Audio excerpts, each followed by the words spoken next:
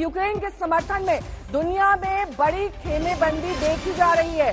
विश्व बैंक यानी कि वर्ल्ड बैंक से यूक्रेन को 300 करोड़ डॉलर की आर्थिक मदद दी जाएगी, क्योंकि यूक्रेन एक तरीके से इस वक्त चुनौती झेल रहा है रूसी सेनाओं की ओर से।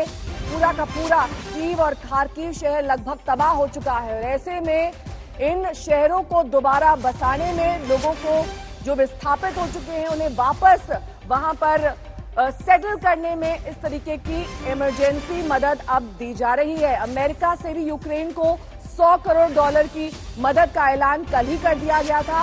अब वर्ल्ड बैंक ने भी ऐलान कर दिया है, ऑस्ट्रेलिया से यूक्रेन को 75 मिलियन डॉलर की आर्थिक मदद दी जाएगी, यानी कि चौतरफा मदद अब यूक्रेन के समर्थन में सामने दिखाई दे रही है। तो दुनिया की ये बड़ी खेमेबंदी अब यूक्रेन के समर्थन में। दिनेश जी, आपसे मैं अब जवाब लेना चाहूंगी। मेरा सवाल वही कि आखिरकार अमेरिकी सेना क्यों नहीं यूक्रेन में पहुंचेगी, इसको आप किस तरीके से देखते हैं? क्योंकि साफ तौर पर बाइडेन ने कहा है हम हर तरीके से आर्थिक मदद करेंगे लेकिन सेना के तौर पर मदद नहीं करेंगे। देखिए, अगर अमेरिका या नेटो कंट्रीज डायरेक्ट अपने आप को किसी भी युद्ध में रूस के खिलाफ इन्वॉल्व कर लेते हैं तो लाजिम सी बात है कि रूस का नेटो कंट्रीज के ऊपर भी अटैक करेगा और नेटो कंट्रीज कभी ये नहीं चाह रही है। देखिए, इनका एम बहुत क्लियर है। इनका एम है रूस को इकोनॉमिकली बिल्कुल घुटने पे लेके आना।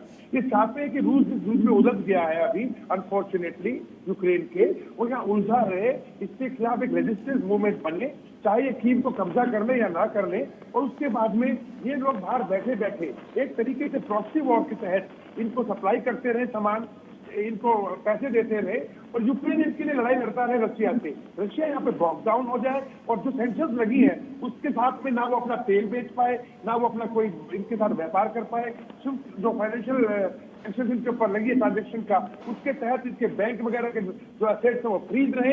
तो देखते ये चाहते हैं कि धीरे धीरे करके रूस को ये नीचे लेके आए। लेकिन यहाँ मैं एक बात कहना चाहूंगा, रूस ने कल क्लियर कर दिया 37 कंट्रीज को पहले ही बैन लगा चुका है एयर स्पेस का। रूस, अमेरिका ने तो आज लगाया है। कल रूस की एक स्टेटमेंट और भी आई थी कि देखिए, अगर ये ब्लॉक समझता है नेटो का या यूरोपियन यूनियन का कि यही सब कुछ सर्वे करना है पूरी दुनिया के, तो ऐसा नहीं है। अभी रूस ग्लोबल मार्केट में अभी भी प्रेजेंट है, चाहे वो चाइना के माध्यम से हो, चाहे वो जो दूसरा जियोपॉलिटिकल जो ब्लॉक बन रहा है पूरी दुनिया के अंदर उसके माध्यम से हो, अफ्रीकन कंट्रीज के माध्यम से हो, पर वो लाइन में है। और रही बात तीसरी, देखिए अब कल जो है बैरेक्स सी के अंदर रूस ने अपनी पूरी संबंधित की एक्सरसाइज शुरू कर दी है। साइबेरिया के अंदर उन्होंने मोबाइल लॉन्चर्स जो न्यूक्लियर मिसाइल्स के वो तैनात कर दिए हैं और आज की वार्ता की सिर्फ ये वेट कर रहा है रूस कि शायद जेलेंस्की जो है उनको ये बात समझ में आए कि वो यूरोपियन देशों का या नेटो कंट्रीज का लड़ाई ना लड़े, वो आके बात करे टेबल के ऊपर, क्योंकि दोनों देश जो है यूक्रेन और रूस, इसकी जो डायस्पोरा है, इनकी जो पॉपुलेशन है बहुत मिलती जुलती है, एक दूसरे के मतलब इनके संबंध है आपस में और बहुत पुराने संबंध है। रूस से टूटा हुआ देश है ये, तो ये चाहते हैं इसको देखना। लेकिन अगर ऐसा नहीं हुआ तो उसके बाद में डेफिनेटली आपको देखने को मिलेगा कि जो रूस की एक ट्रेडिशनल तरीका है लड़ाई करने का, चाहे वो आपने जॉर्जिया में देखा हो, चाहे वो आपने चेचन्या में देखा हो, शहरों को घेरना, ग्रेनेड से, मल्टी बैरल रॉकेट सिस्टम से, मिसाइल से, हवाई जहाजों से उसको तहस नहस करना, बर्बाद करना, फिर शहर के अंदर घुसना और वो करना। लेकिन इसके बाद भी रूस ये करना इसलिए नहीं चाह रहा क्योंकि रूस नहीं चाहता कि रेजिस्टेंस मूवमेंट कोई स्टार्ट हो। रूस सिर्फ इतना चाहता है कि ये लोग नेटो कंट्रीज के साथ ना जुड़े, एक पपेट वहां पे या जो भी सरकार वो चाहते हैं ऐसी आए तो इस बात से राजी करे और फिर उसके बाद रूस चुपचाप से चाहता है कि यहाँ पे जो है बफर सिस्टम बना रहे, उसके देश को कोई खतरा ना हो। इस चीज को अगर कामयाब हो जाते हैं तो मैं समझता हूँ नेहा जी ये सब कुछ शांत हो जाएगा।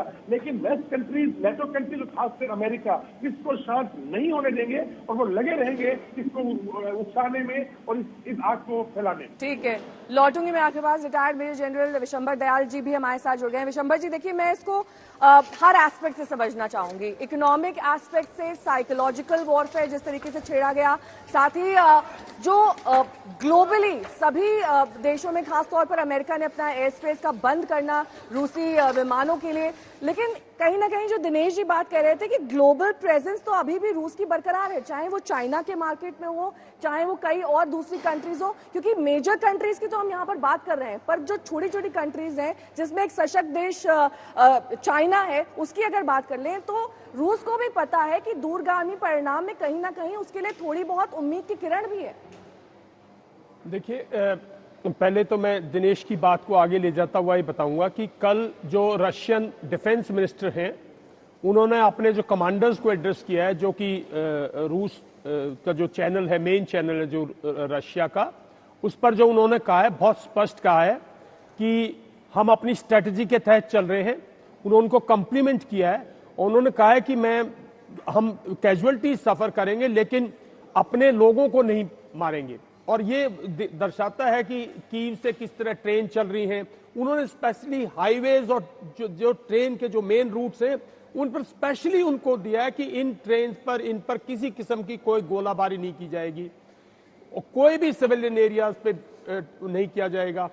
और इसीलिए कल रात को कीव पर कोई किसी भी ऐसे एरिया पे नहीं है, लेकिन उन्होंने कहा हम स्पेसिफिकली अब कीव के अंदर जितने भी स्ट्रैटेजिक टारगेट्स हैं, जो कमांड सेंटर्स हैं, जो कम्युनिकेशन सेंटर्स हैं, उनके जो जैसे टीवी टावर्स हैं, टीवी टावर्स के जो रिले सेंटर्स हैं, इन सब को बर्बाद करेंगे। और दूसरी तरफ उन्होंने एक बहुत बड़ी बात कही, वो ये कही कि हमारा इरादा ना पहले था ना आज है उसको ऑक्यूपाई करने का, लेकिन जो शहर हैं जैसे खार्किव वगैरह, इन पर जो लड़ाई चल रही है इसको हम पूरा करेंगे।